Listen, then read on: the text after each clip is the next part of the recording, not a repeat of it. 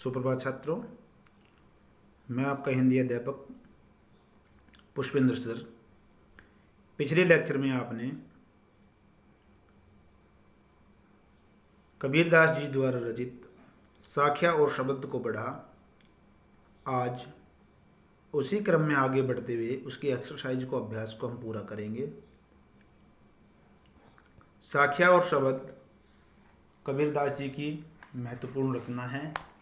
उनमें वो समाज को संदेश दे रहे हैं। छात्रों, पहला प्रश्न रहेगा इसमें, मानसरोवर से कवि का क्या आशय है? उत्तर है, प्राय सभी संत कवियों ने मानसरोवर शब्द का प्रयोग किया है। यहाँ कबीरदास का मानसरोवर से आशय है मानव का हृदय जो भक्ति भाव से परिपूर्ण है। परिपूर्ण मतलब भरा हुआ है। प्रश्न संख्या 2, कवि ने सच्चे प्रेमी की क्या कसौटी बताई है? इसका उत्तर रहेगा, सच्चा प्रेमी वह साधक है जो सांसारिक विषय वासनाओं को त्याग कर ईश्वर भक्ति में लीन रहता है और जो बुराई रूपी विष को अच्छाई रूपी अमृत में बदलने की क्षमता रखता है। प्रश्न संख्या 3 है, तीसरे दोहे में कवि ने किस प्रकार के ज्ञान को महत्व दिया है?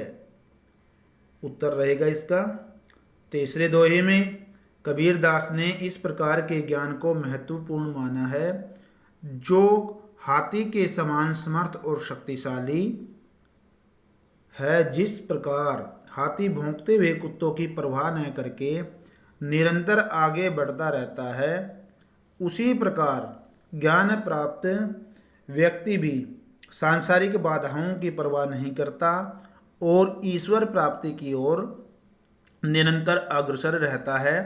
वह व्यर्थ की आलोचना करने वालों की तनिक भी थोड़ी भी परवाह नहीं करता। तनिक का अर्थ यहाँ थोड़ी से रहेगा। प्रश्न संख्या 4, इस संसार में सच्चा संत कौन कहलाता है? उत्तर है इसका, इस संसार में सच्चा संत वही कहलाता है जो पक्ष विपक्ष के विवाद में झगड़े में नहीं पड़ता और सभी सांसारिक प्राणियों को एक मानता है। वह व्यर्थ के लड़ाई झगड़े से दूर रहकर ईश्वर भक्ति में ही अपना मन लगाता है। प्रश्न संख्या 5 है, अंतिम दो दोहों के माध्यम से कबीर ने किस तरह की संकीर्णताओं की ओर संकेत किया है?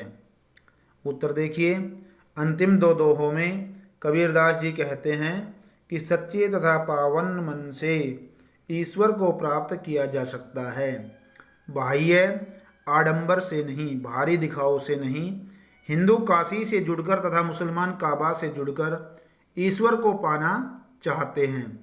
वे ब्रह्म को, ईश्वर को राम तथा रहीम अलग अलग नामों से पुकारते हैं।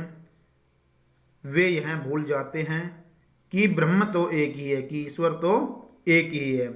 अंतिम दोहे में कबीरदास जी कहते हैं कि जन्म से न तो कोई छोटा होता है और न ही बड़ा, न कोई अच्छा होता है और न ही बुरा। प्रत्येक व्यक्ति अपने कर्मों से पहचाना जाता है और उसी के अनुसार फल भोगता है। यदि कोई व्यक्ति श्रेष्ठ वंश में उत्पन्न होकर बुरे कर्म करता है तो वह श्रेष्ठ व्यक्ति नहीं कहला सकता। नीच कर्म करने के कारण वह नीच ही कहलाएगा। यदि सोने के बर्तन में सुरा कहते हैं शराब को, शराब भर दी जाए तो संत जन उसकी भी निंदा करेंगे। प्रश्न संख्या 6, किसी भी व्यक्ति की पहचान उसके कुल से होती है या उसके कर्मों से? तर्क सहित उत्तर दीजिए। प्रत्येक व्यक्ति की पहचान, उत्तर है इसका, प्रत्येक व्यक्ति की पहचान उसके कार्यों से होती है, उसके कुल से नहीं होती। ऊंचे कुल में जन्म लेने वाला व्यक्ति यदि कोई नीच कर्म करता है तो हम उसे ऊंचा व्यक्ति नहीं कहेंगे। सोने के कलश में यदि शराब भरी हो तो सज्जन लोग उसकी भी निंदा करते हैं। कोई भी उसकी प्रशंसा नहीं करता। अतः मानव की पहचान उसके कर्मों से होनी चाहिए, न कि उसके कुल से। आखिरी क्वेश्चन है प्रश्न संख्या 7। काव्य सौंदर्य स्पष्ट कीजिए। हस्ती चढ़िए ज्ञान को सहज दुलीचा डारी, स्वान रूप संसार है भूकन दे जकमारी। इसका काव्य सौंदर्य रहेगा, ये भाव सौंदर्य गलती से लिखा गया है। कवि स्पष्ट कहता है कि संसार एक कुत्ते के समान है जो कर्म में ही दूसरों को या दूसरों की आलोचना करता रहता है। इस पद्य में कवि ने ज्ञानी को सहज भक्ति का संदेश दिया है। संपूर्ण दोहे में सांग रूपक अलंकार का सुंदर प्रयोग किया गया है। कवि ने सहज सरल तथा खड़ी बोली के प्रयोग के साथ साथ तत्सम तथा तद्भव शब्दों का भी सफल प्रयोग किया है। छात्रों, आज के लिए इतना ही। धन्यवाद। नमस्कार।